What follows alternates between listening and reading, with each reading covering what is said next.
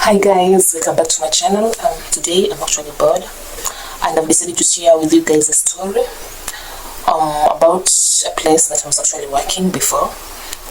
I was actually a volunteer and I was the digital marketer of the organization. So one day, it was on a Friday, I remember Friday evening after we were done, we were actually going home. It was around 5, and then there is this person who is actually my workmate. I actually that person with my child, and the following day was on a weekend, and we usually don't go to work on our weekends. So when I was going home, I saw the guy, so I called him. Hi, I need my charger. I actually helped you in the morning and you didn't return it. So kindly please, I need it right now before we go home, since we are going to have a weekend on a Saturday and a Sunday, and I'm going to report back on Monday. I don't think if I'm supposed to be off for those 2 days, I'm supposed to be posting.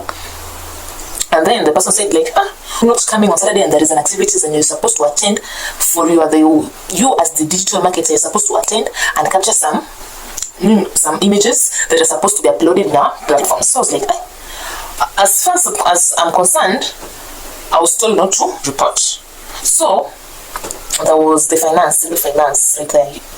He told me, why are you not going?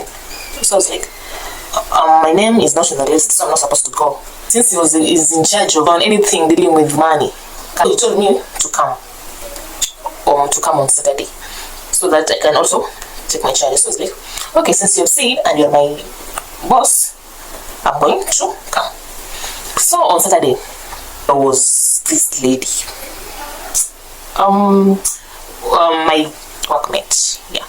So she was like, there is this kind of tone that she used, it was not that friendly. She was like, Ileen, you're not supposed to come to work. I was like, oh yeah, I know I'm not supposed to come, but I was told by the head of finance to come. So there is this attitude that she showed me. So I was like, oh, did I do something wrong for just coming?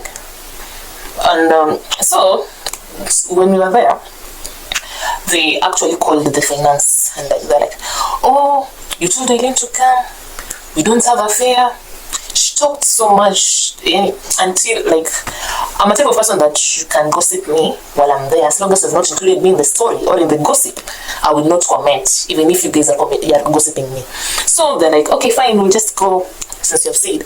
Okay, we went. So on the activity, we went to do some sanitization, and there were some people with disabilities. Some could not see, some could not write. And I was in charge of the camera, so I was not sitting in one place or one position. I was actually moving from one place to another, and there are always latecomers in every activity. So the latecomers usually, when they come, they'll actually report to me, and since I was the only person or the only member who was associating myself with the people, so they felt ease approaching me. So they came, they're like, oh, I've reported right now, what should I do? I show them the way forward. In fact, they didn't know that there were some people are blind in the activities. I'm the one who told them. So since somebody could not see, I will just ask the person, what's your name? And then the person tells me, okay, I'm so and so and so. I read the name, and then I show the person where to sign, and the person tries to sign that place. Now, there's this problem that's happening in the activities. There's some people that not on these activities. When you attend our activities, there's some cash we usually we give them, like compensation for their time. And now, as I can recall very well, there's some people in the activity used to write the name of other people, and also me myself. What I can say is that there's some people who came and they're like, oh, I'm going outside, I'll be back. When the people writing names, just write for me my name. So there is this person who gave me her name. So I wrote down her name. I didn't write her name down. I actually told somebody who was sitting next to her. I told her like, okay, there's this person, this name. She's not here, but you just write her name. There was this attendance form that the people were signing. So she wrote down her name. Now the problem came that we were expecting certain number of people, and the number surpassed. So we were like, something fishy was happening. So we decided to call the names one by one to see who are there and who are not there. So in the process of calling them one by one, some were not, like, I don't know, were they 3? I don't know, 3 or 4, they were not there, but their names were written. And as for me, I only know of one person. That person who actually told me to write her name, but I did not write her name. I actually told her neighbor to write down her name. Now, so after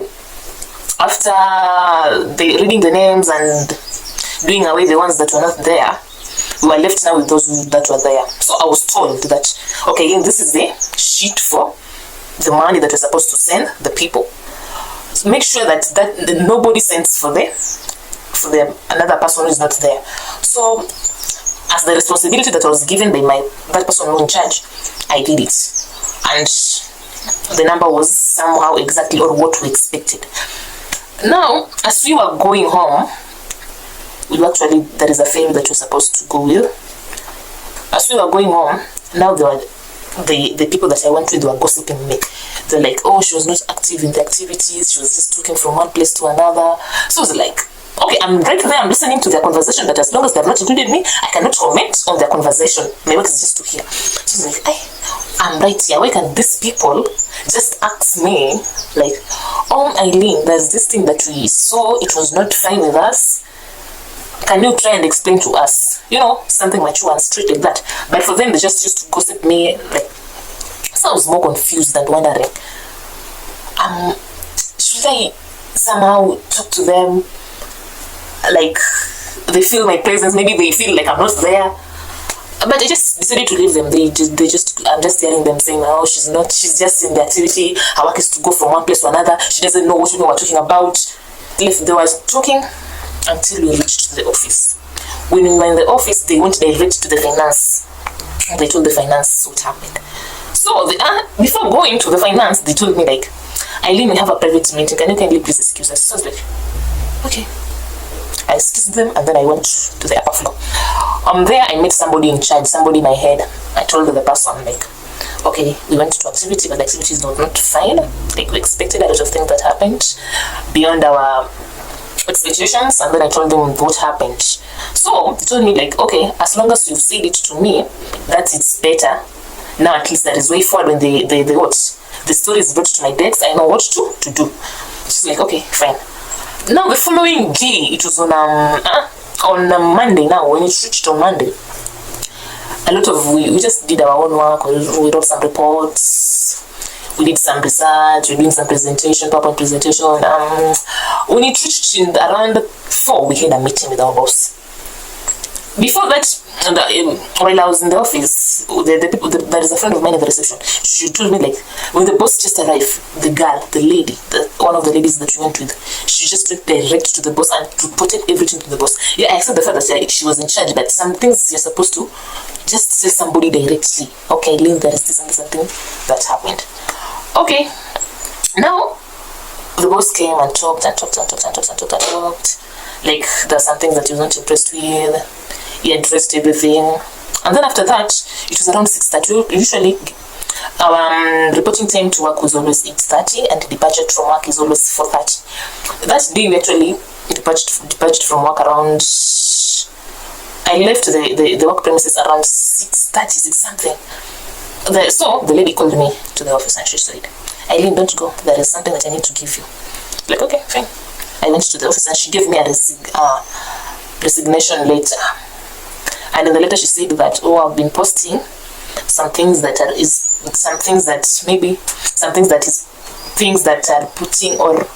putting the company's image at risk. So at that moment I was confused. I was like, posting things that are putting the company at risk. I was just totally confused. And then another one was saying that when we went to the activities, there are some names that appeared there, and the names I'm suspected to be the one who wrote the names of those people who are not there in the activities.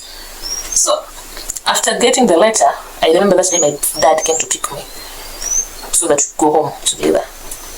I just acted normal. I didn't even tell my dad. I usually hate telling my father things, anything that is negative. I usually love telling him positive things or positive news. So something like that, it was very difficult for me to just tell him, okay, that I'll just tell my dad, like, Dad, I'm fired. I'm not supposed to report from work as from tomorrow. It was very difficult for me to tell him. So my dad that day, it was around 7 when I met with my dad. We went shopping. He bought me some shoes, some new clothes for work, tell him anything. After that, we went at home. We reached home around 9. We found that my sister has already prepared supper. We ate. And later on, I remember telling my sister, she was the first person that I told her the news. I told my sister that I'm fired from work. I'm supposed to report tomorrow. But my sister was like, what's the reason? And then I told her the reason. She was like, that's a very lame excuse or reason for you to be fired. She was like, yeah, it is what it is. I'm fired. So she was like, okay, maybe God knows why you're fired. After all, they never paid you. You used to work for them. You increased the number of followers in their media accounts, and they never paid you even a single shilling. You used to use your own fare. So why bother? So I was like, okay, it's fine. So on that day I slept. We usually wake up the same time with my dad. When my dad goes to work and my mom. So that day, my dad just went to work alone. He didn't even bother to wake me up and tell me like, oh, Ileen, I'm leaving you. So after that is when my mother, around 9 a.m, my mother woke me up and was like, Ileen, why are you not going to work? I was like, I'm fired. I'm like, what do you mean that you're fired? I just gave her the resignation, the letter that shows that I'm fired. After that, she just told me like, you're still young. That's how life is, and that's how work life is, and you should just consider everything as experience and learning. So I was like, okay, it's fine. So that's the second day my father has not done anything. There is this letter that my mom, when it reached around when my dad came back from work, my mom also didn't give her that resignation letter. She actually gave her the following day. Like, oh, Ileen has been fired from work. She's not supposed to report back to work. I'm like, oh, what's the reason? He read the. My dad saying that was actually petty. He just like, okay, it's fine, you're fired. The following week was actually my graduation week. So I traveled all the way to school.